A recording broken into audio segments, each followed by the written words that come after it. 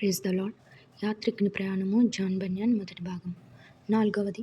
అల్పమాన్యమును విడిచి ఎక్కువైన దాన్ని సంపాదించుకొని మతబోధకుడు అందు నిమిత్తము దురాశపరుడని ఎంచబడరాదనియు, దానివలన అతనికి ప్రజ్ఞాభివృద్ధియును ఎక్కువ జాగరూకతయును కలిగినందున అతడు మరింత చురుకుగా తన పని చేయుచు మేలు చేయుటకు అతనికి చూపబడిన సమయమును జాగ్రత్తగా వినియోగపరచుచున్నాడనియు, ఎంచబడ తగినవాడనియు దృష్టాంతపరచబడును. వర్తకుని గూర్చి నీవు అడిగిన ప్రశ్నకు ఇప్పుడు ప్రత్యుత్తరమిచ్చెదను.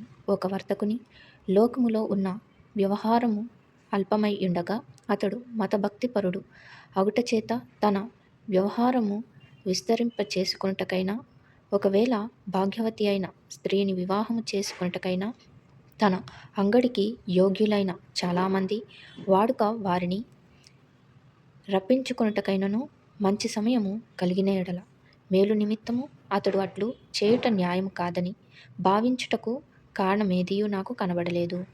ఇందుకు కొన్ని కారణములున్నవి. 1. ఏ సాధనము చేతనైనను ఒకడు భక్తిపరుడై యుండుట పుణ్యమే. 2.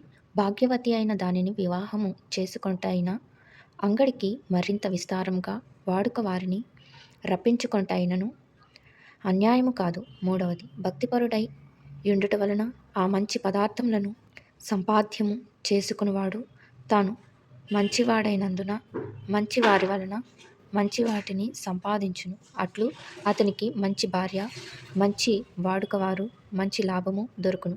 అదంతయు మంచిదైన అధిక భక్తి చేతనే దొరుకు.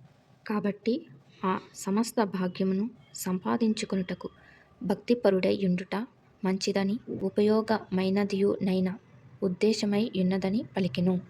Thank you.